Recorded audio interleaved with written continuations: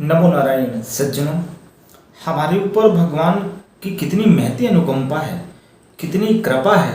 और हम तो जिस संस्कृति से है ना माई बाप, जिस संस्कार से हम पले बढ़े हैं, हम सनातनी संस्कृति और वो अद्भुत संस्कारों से हमारा सृजन हुआ है भैया।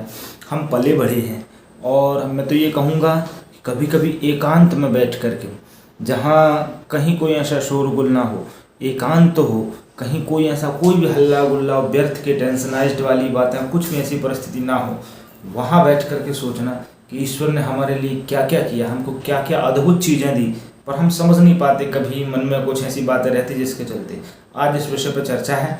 चैनल पर नए हैं तो चैनल को सब्सक्राइब कर लें और इस वीडियो को अधिक से अधिक शेयर करें। आइए आज सत्संग वशात चर्चा है। तो कभी कभी नोटिस करना, हमको इतनी सुंदर प्रकृति दी परमात्मा ने, इतनी अद्भुत महाराज। प्रकृति के जो 20 मुख्य तत्व हैं वो हमको दिए, जल, अग्नि, वायु, आकाश, ठीक है ना, पृथ्वी, ये 5 भौतिक शरीर से हम निर्मित हुए। पूरी की पूरी प्रकृति है। आध्यात्मिक जो देह है व्यवहारिक जगत से हटके, वो आध्यात्मिक देह पूरी प्रकृति हमारे शरीर में है। पूरे कहाँ कितने 7 समुद्रों का एरिया है, पूरा सब दर्शाता है।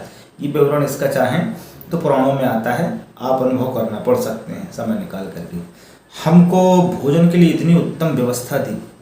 आज कहीं कुछ ऐसे एरिया हैं जहाँ कुछ ऐसी परिस्थिति नहीं बन पाती, हमसे ज़्यादा लोग वहाँ के दुखी हैं महाराज। और हम पूरी ये प्रकृति, पूरी पृथ्वी, माँ वसुंधरा इतनी खूबसूरत थी। आज हमने थोड़े से मतलब रेसिडेंशियल एरिया कितने बढ़ते जा रहे हैं, रहवासी क्षेत्र, जिसके चलते प्रकृति का एक विनाश वो हो रहा है। दूसरा, हम इनके प्रकार पृथ्वी पर ऐसी ऐसी चीज़ें करते हैं जिसके चलते और भी प्रकृति का विनाश हो रहा है। अब आते हैं पारिवारिक व्यक्तिगत दुख में। इतना सुखी भेज करके हमको, इतना अनमोल शरीर दे करके, जिसकी कोई मतलब अमूल्य है, जिसका कोई मूल्य नहीं महाराज, अनमोल्य है, कोई लगा ही नहीं सकता। इन इमरजेंसी किसी को दोनों किडनी की आवश्यकता हो तो, और वो पैसे में इतना है कि दुनिया की सारी संपत्ति मान लो उसके पास है, क्या करेगा वो? संपत्ति देना चाहेगा कि प्राण बचाएगा? वो प्राण बचाएगा, तो उसके लिए संपत्ति महत्वपूर्ण नहीं हुई। हम पे भगवान की कितनी बड़ी कृपा होती है। सत्यता यही है, जो भगवान की दयालुता को परख लिया ना महाराज, वो भगवान के सन्निकट बैठता है।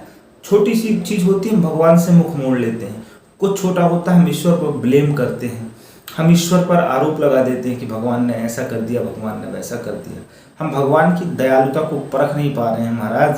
और जो विधि लिखित है, जो विधिना ने लिख दिया, छठी भाल के अंक और तिल घटे न राई बढ़े, रहे रे जीव निशंक। निशंक होकर के मैं व्यक्तिगत बताऊं, व्यक्तिगत खुद का 20-22 साल हो गए पूज्य पिताजी को दिवंगत हुए हमारे।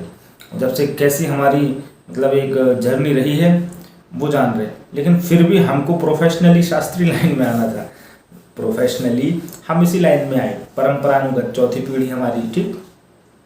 अब कहीं कोई ऑप्शनली हमारे पास बचा नहीं था, तो हम ना चाहते चाहते जैसे बना, हमारे राम जी ने, हमारी भगवती ने हमको यहाँ बैठा दिया। एक एक चीज की जब दांत नहीं तब अन्न दियो, कितनी अच्छी श्रद्धा थी हमारी कि जब दांत नहीं तब अन्न दियो। अब जब अन्न दियो तब, जब दांत दियो तब अन्न न दही। ये तर्क हमारे अंदर क्यों घुस गया? ये हमको विडंबना देने वाला तर्क है, हमको परेशान करने वाला तर्क है, जिसके चलते हम सदैव परेशान रहेंगे।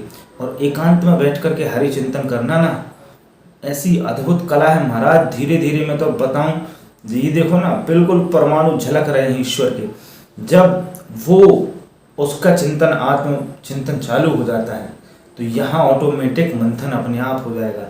मुदिता मथय विचार मथानी, दम आधार रज सत्य शोभानी। जब तक इंद्रियों का दमन नहीं करेंगे, हम ईश्वर की सत्ता को समझ नहीं पाएंगे। और एकांत में बैठना भी लाभदायक होता है। अच्छे परमात्मा के विचार करो, योगाभ्यास करो, प्राणायाम, अनुलोम विलोम जो बनता है वो करो।